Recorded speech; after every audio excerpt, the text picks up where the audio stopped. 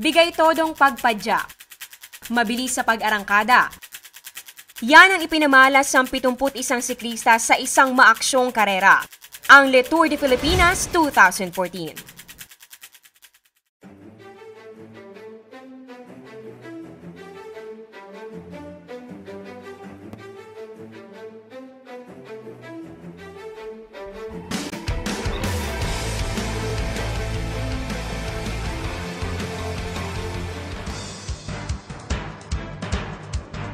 Sa Clark, Pampanga, nag-umpisa ang unang bahagi ng karera. Bukod sa pagtampok sa pinakamagagaling na siklista sa buong mundo,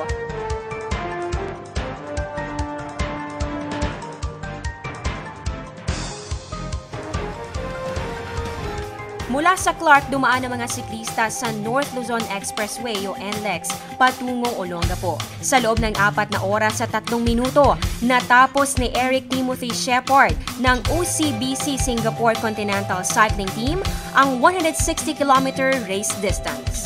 And of course, the next winner, Eric Timothy Shepard, number 34, clocking in at 4 hours, 3 minutes, and 52 seconds.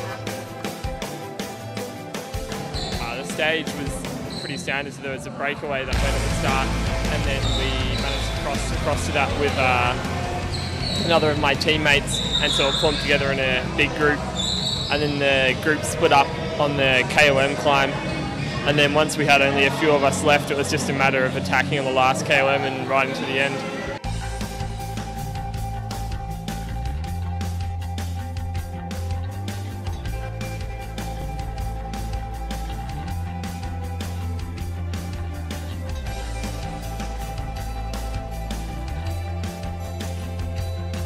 Matapos ang karera, itinanghal ding overall leader si Shepard habang iginawad ang titulong King of the Mountain at sprint leader kay Alhamadi.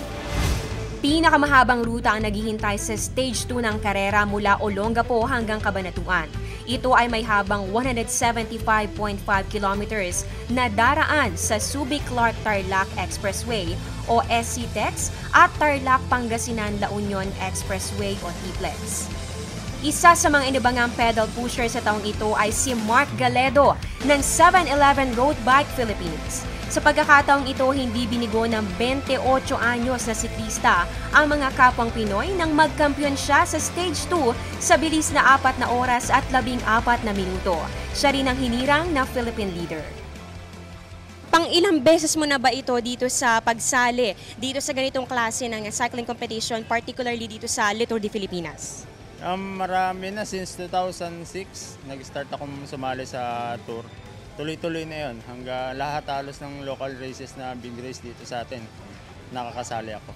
At sa tingin mo naman, ano ba yung mga naging pinakamahihirap na pinagdaanan mo? Okay naman yung ruta kanina, nagkaroon lang ng mga struggle dito sa mga parting last 50 km paglabas ng TPLEX. Maraming rough road, tapos maraming critical area na matao, maraming sakyan, tsaka maraming butas yung daan. Nasungkit naman ni Sung Bake Park ng KSPO Cycling Team ang ikalawang pwesto at pinarangalan ding sprint leader. Tunay na namayagpag ang mga Pinoy sa yugtong ito ng kompetisyon nang matapos ni Chris Hoven ng Team 7-Eleven ang karera sa ikatlong pwesto. Andito tayo ngayon sa Cabanatuan City kung saan magaganap ang start nitong Stage 3 ng Le Tour de Filipinas. Ang lungsod na ito ay kilala sa higit 30,000 tricycles bilang pangunahing means of transportation. Pero maliban dyan, kilala rin ito sa mayamang agrikultura at syempre sa patuloy na pagyabong ng private villages at educational institutions. May layong 146.6 kilometers mula sa puso ng Nueva Ecija patungong Bayumbong. At bago magsimula ang karera ay nakausap ko ang ilan sa mga foreign cyclists. Since this is your fourth time to join Le Tour de Filipinas, how do you find the Philippines? I like racing here in the Philippines, but the situations are sometimes pretty complicated. And like yesterday, the road conditions were pretty hard. So, and then sometimes it's not easy racing. How long have you been joining Le Tour de Filipinas? No, this is my first year. The team rode last year, and we decided to come back. It's a good experience, and it's really hot. Sanay man sa klima at sa lutang babaybayin, di pa rin tumigil sa paghahanda ang mga Pinoy. Paano ka naghanda dito sa Tour de Filipinas? Ang paghahanda namin dito ay nag-train po kami sa Subic, almost 1 month. Kailangan talaga magaan yung sikmura mo, magaan yung pakiramdam mo. Ito po stretching na ito, gaano po ba yung kahalaga para po dun sa inyong laban? Mahalaga po yan para hindi magpulikat. Pero gaya ng pag-ikot ng gulong, ang karera maituturing ding unpredictable. Patunay na riyan ang pagkakaagaw ng lead mula sa Pilipino ni Patria Rastra mula sa Pegasus Cycling Team o PCT ng Indonesia. Sa huling 20 metro ng karera ay umabante siya mula sa ika-4 na pwesto at nanguna. Wala naman ni isa nating kababayan ang nakapasok sa top 3. At sa kabila ng injury na natamo ni Rastra sa stage 1 ng karera, naitayo pa rin niya ang bandera ng kanyang kupunan sa unang international tournament na nilahukan nito. And I heard that you got injured during the first stage. So how did you overcome that and how did you make this competition successful? Yeah, I get a crash fall down from the back in the stage 1 after KM2, go downhill and fall down. I was disappointed because I was in the first group with mine in the front group. Yeah. Humataw naman sa ikalawang pwesto si Baasang Kumayag Marsuren ng Attila Cycling Team, habang umarangkada sa ikatlong pwesto si Do-Young Kim ng KSPO Cycling Team.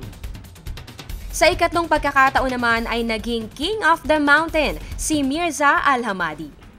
First day I was in breakaway and take points from the mountains, and I keep it until today. The last stage I will fight until finish the tour, and I hope to defend.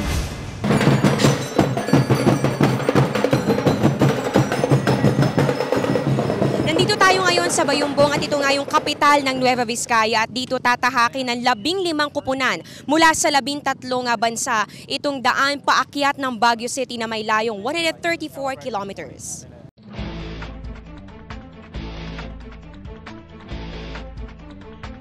Simula pa noong taong 2012, ang rutang ito na ang nakagawiang finale stage ng kompetisyon.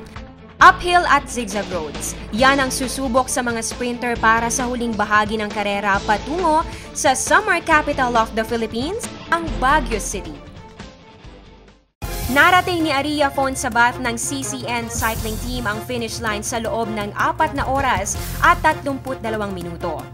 Sa kanyang kagilagilala sa pagtahak sa matatarik na daan na tinaguriang Northern Alps of the Philippines, nakuha niya ang first place at nahablot ang titulong King of the Mountain mula kay Alhamadi.